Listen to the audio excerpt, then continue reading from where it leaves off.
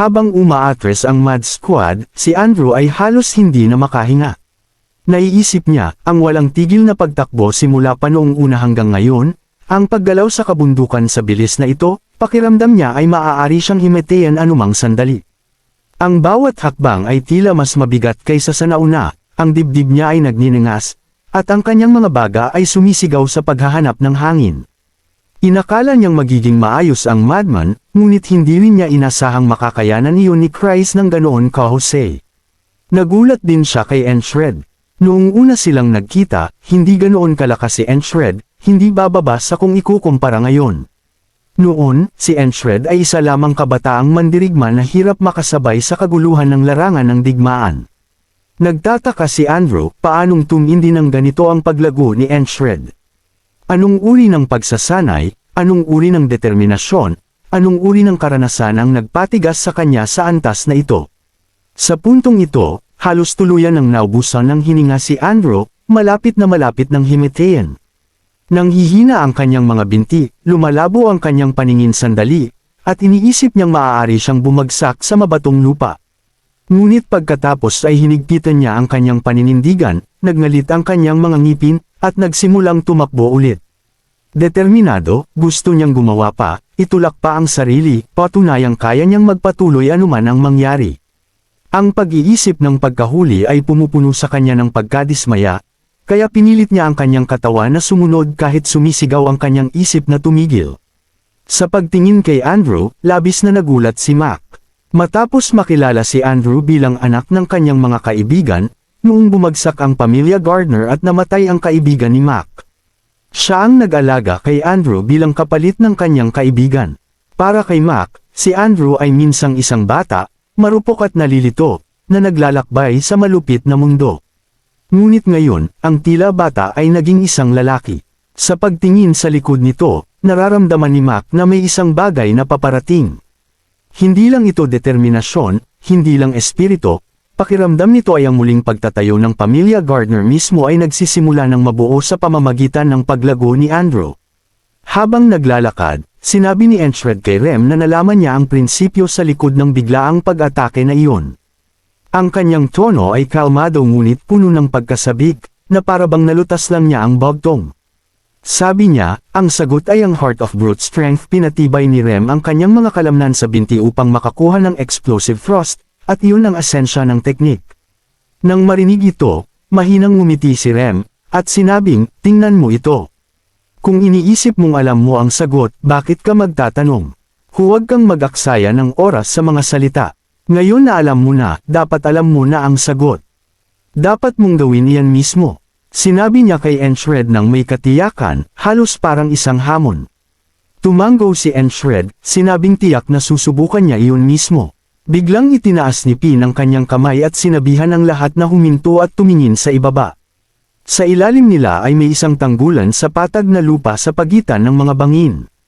Kung haharangan ang likuran, selyado ang ruta ng pagtakas. Tunay na lupain ito na ginawa para sa isang ambush. Naningkit ang mga mata ni Enshred at sinabing ito ay isang bitag. Nagsalita si Christ, malakas ang boses niya. Kalmado ngunit mabigat sa karanasan ng kanyang tinig. Sabi niya, ang paghahanda ng bitag ng ganoon kalantad ay talagang sinadya upang iwasan nila ito. Gusto ng kalaban na iwasan ang kanilang landas at patayin sila kung sila ay masusukol.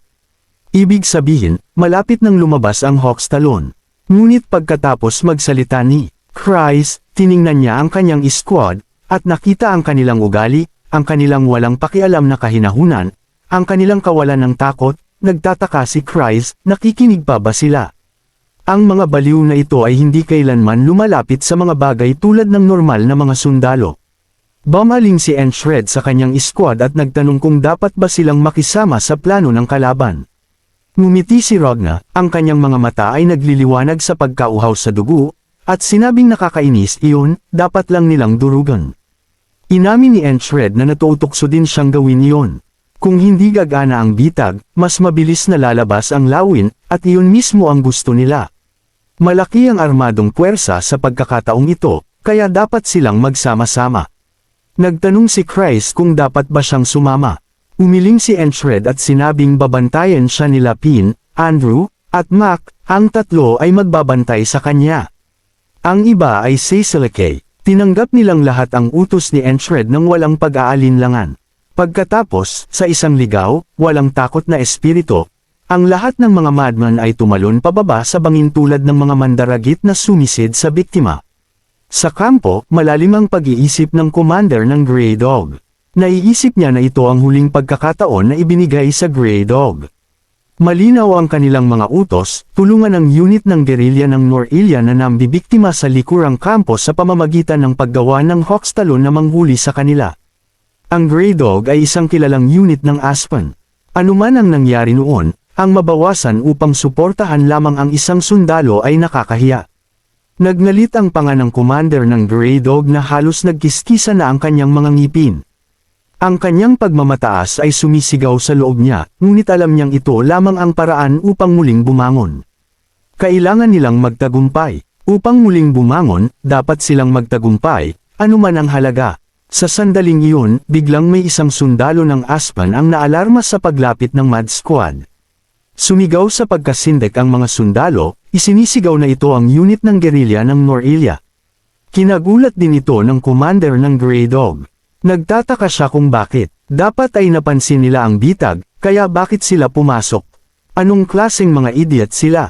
Ang kanyang pagkalito ay naging galit nang bigla niyang mapansin si Enshred na umatake sa harapan. Sumama ang mukha ng commander ng Grey Dog. Nagnalit siya at bamulong, sinabing si Enshred ay bahagi ng unit ng gerilya na iyon, hindi ba? Tila naguluhan si Enshred nang marinig na sinabi iyon ng commander ng Grey Dog.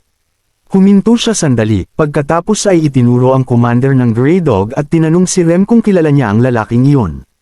Sabi niya parang mukha iyon na nakita na niya dati. Kumunat ang noo ni Rem at nagtanong kung bakit siya tinatanong ni Enshred niyan. Sinabi ni Rem kay Enshred na tiyak na masama ang kanyang memorya kung hindi niya matandaan. Ang commander ng Grey Dog, na kumukulo ang galit, ay tinawag si Enshred na isang mayabang na bastardo. Hindi mahalaga kung hindi mo matindaan, sabi niya. Papatayin namin ang lahat ng miyembro ng Mad Squad dito. Pagkatapos, sa naglalagablab na galit, hinugot ng commander ng Grey Dog ang kanyang espada. Ang bakal ay kumikinang sa liwanag ng apoy, handa ng lumaban. Sinundan siya ng kanyang mga sundalo, itinaas ang kanilang mga sandata ng may sigaw. Itinuro niya ang kanyang talam kay Enshred at sinabing umalis na ito. Upang maging stepping stone para sa kinabukasan ng Grey Dog. Pagkatapos ay sumugod ang commander. Ngunit hinaranggan ni Enshred ang atake ng commander ng Grey Dog ng perpekto, matatag ang kanyang talam, hindi natitinag ang kanyang postura. Lumaki ang mga mata ng commander ng Grey Dog. Kinilala niya ang espada ni Enshred. Si Enshred, nakatingin ng diretsyo sa mga mata ng commander, ay sinabi sa kanya na kung nakikilala niya ang espada ni Mitch Herrier, kung gayon dapat siya ang lalaking iyon, ang nagharang sa bandila sa Fog of Slaughter. Sumigaw sa galit ang commander ng Grey Dog, sinabing hindi mahalaga iyon, at umatake ulit kay Enshred, sinabing mamatay na siya. Ngunit muli, hinaranggan ni Enshred ang atake. Pagkatapos noon, agad na lumaban si Enshred, ang kanyang kontra-atake ay mabilis at tumpak, ngunit halos hindi na maharangan ng commander ng Grey Dog ang atake ni Enshred. Naalala ni Enshred noong nagkita sila noon. Noon, ang commander ng Grey Dog ay isang malakas na kalaban na nagawa niya lang tumakas. Nagtataka si Enshred, paano kaya makakatunggali ngayon ang commander ng Grey Dog? Hindi ba siya magiging isang mahusay na kalaban upang subukan ang resulta ng pagsasanay ni Enshred? Ang pag-iisip ay nagpasabik sa kanya, nag-aapoy ng isang kislap sa kanyang mga mata. Pagkatapos ay sumugod muli sina Enshred at ang commander ng Grey Dog. Pinapanood ang duelo, nagbulungan ang iba pang mga sundalo ng Grey Dog, sinabing parang mayroong galit sa pagitan nila. Samantala, nagpasya silang durugan ng iba pang mga baliw. Ngunit sa kanilang pagkagulat, nakita nila ang Mad Squad, ganap na hindi pinapansin ang mga ito. Ang mga baliw ay nakatayo pa rin, nakatuon ang mga mata sa duelo, ganap ang kanilang focus. Para sa kanila, walang ibang laban ang mahalaga ngayon. Labis itong ikinagalit ng mga sundalo ng Grey Dog. Dahil sa pagkadama ng kawalan ng respeto, sumugod ang isa sa kanila patungo sa Mad Squad na may dalang pamalo, at umuungal sa galit. Ngunit casual na inihataw ni Rem ang kanyang palakol at hinarangan ang pamalo ng may labis na puwersa. Ang tunog ng pagbangga ay umalingaw na parang kulog. Sumimangot si Rem at sinabihan silang tumahimik. Nagpo-focus kami ngayon, malamig niyang sabi. Nagpapatuloy ang laban sa pagitan ni Enshred at ng commander ng Grey Dog, tumitindi ang tindi sa bawat pagbabanggaan. Kapag handa nang umatake ang commander ng Grey Dog, agad na napansin ni Enshred ang paggalaw ng paghahanda, umaksyon sa loob ng 0.1 segundo, at iniwasan ang atake. Sa mabilis na paggalaw, sumagot siya at sinugatan ang likod ng commander. Pinapanood ito, mahinahon na nag-iisip si Jackson, at nag-aanalisa. Sabi niya, tinatanggap ang oras ng reaksyon ni Enshred. Ang bilis na iyan ay passing score. Ungol sa sakit ang commander ng Grey Dog ngunit agad na bumalik para sa isa pang atake, na sinisindihan ng galit ang kanyang lakas. Sa maikling sandaling iyon, hinugot ni Enshred ang kanyang kabilang espada, iginuhit ito ng mabilis, at hinarangan ang atake ng commander ng Grey Dog gamit ang dalawang espada. Nagkalat ang mga sparks habang nagbabanggaan ang mga talem. Nakita ang paghugot ni Enshred ng talem at sabay na pag-aanyong depensa. Mamulong si Ragnar nang nakangiti na natututo si Enshred kung paano gamitin ang dalawang espada. Sa kabila ng pagharang sa atake, nagagawa ni Enshred na gamitin ang kanyang dalawang espada. Pinapanood ito, mahinahong nagmamasid si Odin at nag-iisip na si Enshred ay wala pa ring sapat na lakas upang sumangga gamit ang isang kamay lamang. Nagpasya siya na sa susunod na pagsasanay, magdaragdag siya ng isa pang bato para dagdagan ang bigat. Napaatras si Enshred sa atake ng Grey Dog commander. Ngumisi ang commander ng Grey Dog, nakita ang dalawang espada ni Enshred. Kinutya niya ito, sinabing baguhan lang siya na nagpapakita. Pagkatapos ay sumugod ulit siya. Sa sandaling iyon, nakita natin ang isang mabangis na tingin sa mga mata ni Enshred. Ang kanyang paghinga ay bumagal sandali, pagkatapos ay naging matatag. Napansin ito ni Rem at nasabik, na pagtatanto na gagamitin na ni Enshred ang Heart of Brute Strength. Pagkatapos ay nagsimulang bumilis ng husto ang tibok ng puso ni Enshred, na nagbobomba na parang isang tambol ng digmaan. Ang kanyang dugo ay sumisigla, nagbibigay sa kanya ng napakalaking lakas na lampas sa limitasyon ng tao. Sa napakalaking bilis, sumugod si Enshred patungo sa commander ng Grey Dog. Lumaki ang mga mata ng commander sa gulat dahil nalampasan ng bilis ni Enshred ang anumang inaasahan niya. Sa nakakatakot na lakas, umatake si Enshred. Halos hindi naharangan ng commander ng Grey Dog ang atake, muntik nang mabitawan ang kanyang espada. Ang epekto ay napakalakas na ang talem ng commander ay nagsimulang mabiyak sa ilalim ng presyon. Lumaki ang kanyang mga mata sa takot. Habang desperadong nagpupumilit ang commander ng Grey Dog na harangan ang pag-abante ni Enshred, biglang isinaksak ni Enshred ang kabilang espada ng diretsyo sa lalamunan nito. Tumagos ang talem ng walang pag-aalinlangan. Binunot ni Enshred ang espada, at ang commander ng Grey Dog ay bumagsak sa lupa. Bumubulwak ang dugo mula sa kanyang lalamunan, na bumabalahura sa lupa. Ang iba pang mga sundalo ng Grey Dog ay nakatingin na hindi makapaniwala. Ang kanilang commander, ang pride ng kanilang unit, ay napatay ng ganoon lang. Tinaas ni Rem ang kanyang ulo at tumawa, ang kanyang boses ay umalangaw sa larangan ng digmaan. Sabi niya, ito ay magiging perpekto kapag ginamit ng kapitan ng Heart of Brute Strength. Ang kanyang tawa ay malakas, ligaw, puno ng kagalakan.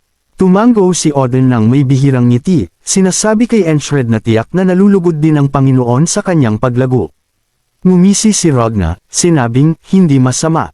Si Jackson, tulad ng dati, tahimik na sumasang-ayon sa isang bahagyang tango lamang. Tiningnan ni Rem ang natitirang Grey Dogs, tinawag silang kumpol ng bakal, at sinabihan silang lumapit ngayon din. Umalangaw ang kanyang nakakatakot na tawa. Sabi niya, sobrang hyper ko, pakiramdam ko gusto kong maghiwa. At dahil doon, ang kabaliwan ng Mad Squad ay lalo lamang lumakas, umalingaw sa buong larangan ng digmaan na parang isang bagyo na hindi mapipigilan.